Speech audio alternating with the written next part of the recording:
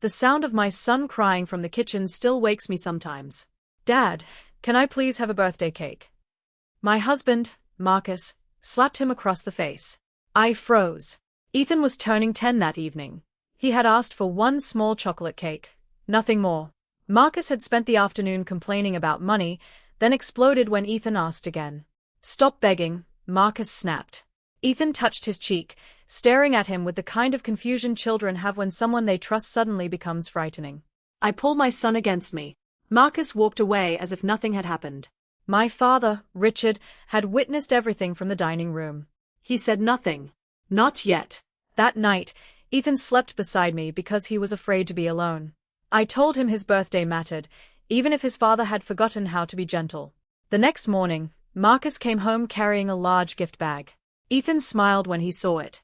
Then Marcus handed the expensive iPad to his nephew, Tyler, who had come over for breakfast. Happy birthday, champ. Ethan looked at me. My father looked at Marcus.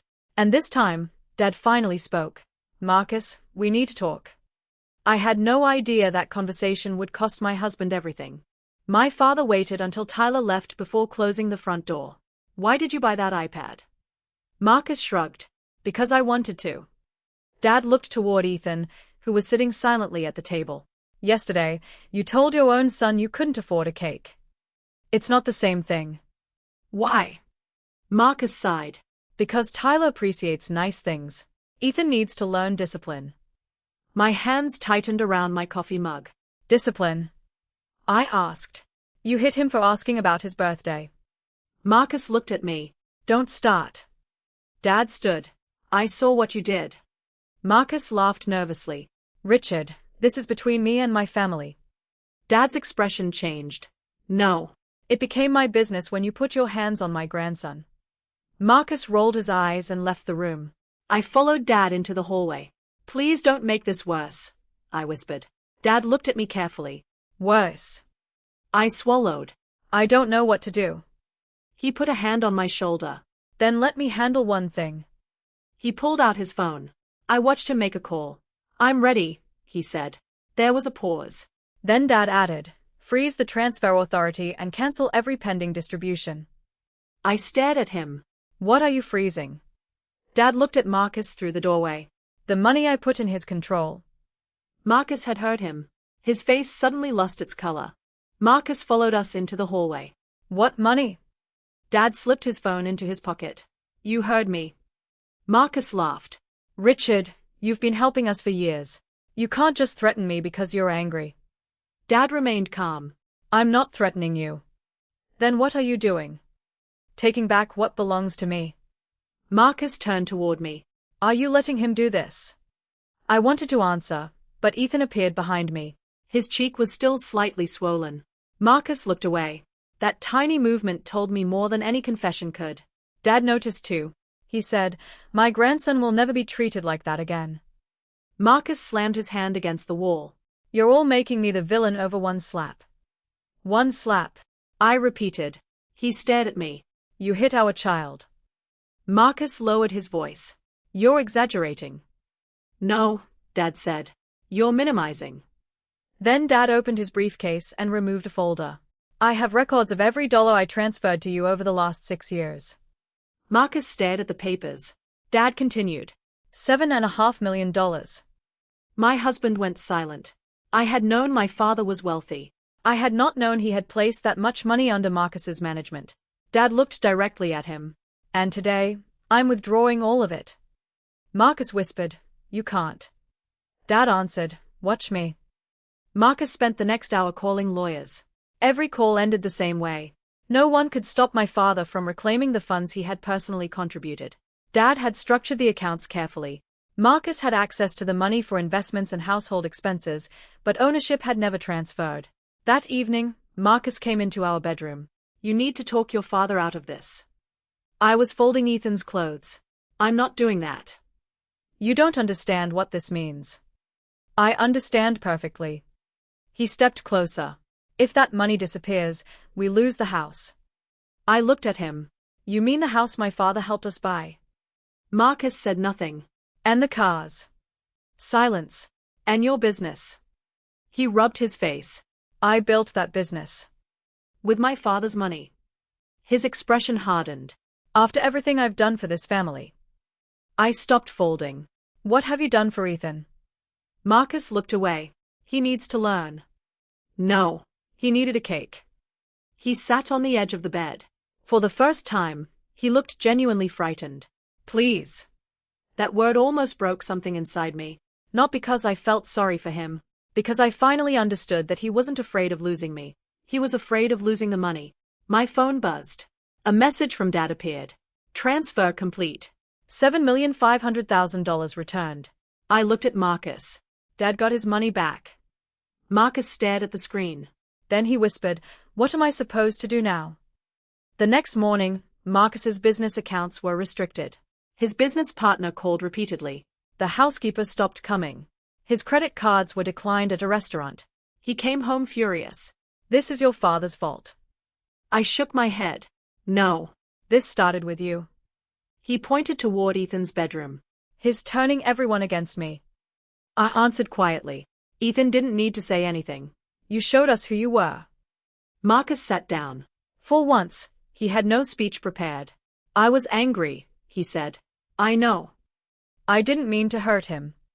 You still did. He looked at me. Can't we move past it? I thought about Ethan touching his cheek. No. That evening, Dad came over. He brought a birthday cake. It was chocolate, with strawberries around the edge. Ethan's eyes widened.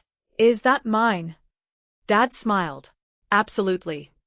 Ethan hugged him. I watched Marcus standing in the doorway. He looked smaller than I had ever seen him.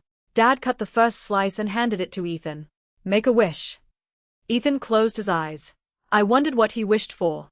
When he opened them, he looked at me and smiled. That smile was worth more than every dollar Marcus had ever controlled. Then Dad quietly handed me an envelope. Inside was a letter from his attorney. I read the first sentence. And my hands began to shake. The letter explained that Dad had created a protected trust for Ethan. Marcus could never access it. Not now. Not later. Dad had also arranged counseling and legal protection for Ethan if Marcus ever tried to intimidate him again. I looked up. You planned this? Dad shook his head. No. I planned to protect my grandchildren. What Marcus did simply showed me why. Marcus heard us. He walked over. You're really doing this? Dad answered, yes. You're destroying my life. Marcus's voice cracked. Dad remained calm. No. I'm removing the money you were depending on. Marcus looked at me. You're my wife. I nodded. And Ethan is your son. He looked toward the cake. I know. Then act like it.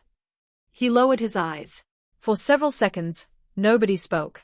Finally, Marcus said, I want another chance. I believed he wanted one. But wanting forgiveness and earning trust were different things. I told him he needed to leave the house that night.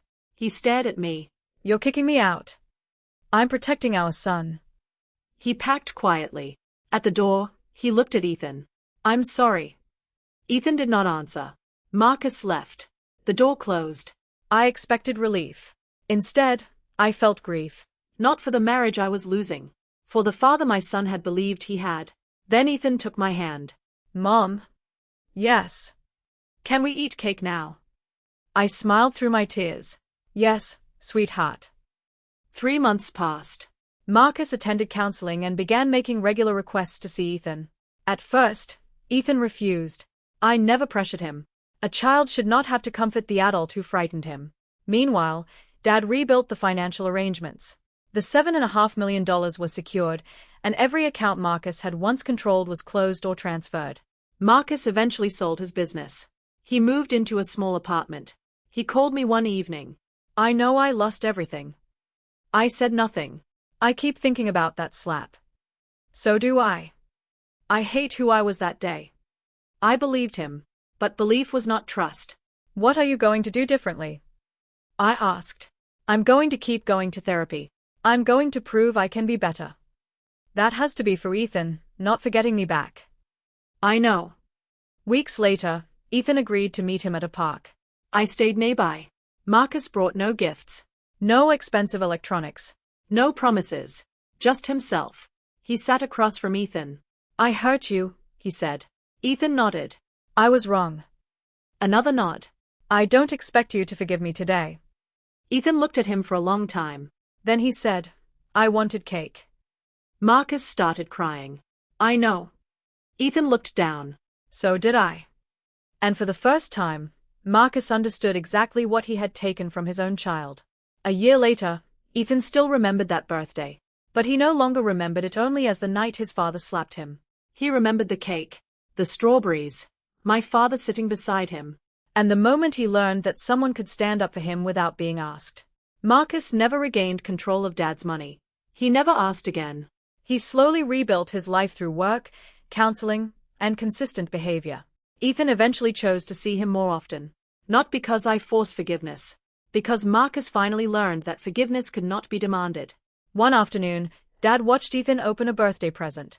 It was a simple baseball glove. Ethan hugged him. Dad smiled. You know what I learned? Dad asked me. What? Money can reveal character. I looked at Ethan. And sometimes it can reveal exactly who never deserved it.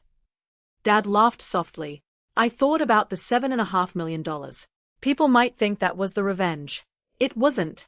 The real victory was watching my son stop flinching when an adult raised a hand. It was hearing him laugh again. It was knowing that one terrible night had not decided the rest of his childhood. Marcus lost his money because he treated love like something purchased and power like something deserved. My father simply took back what was his. I did something harder.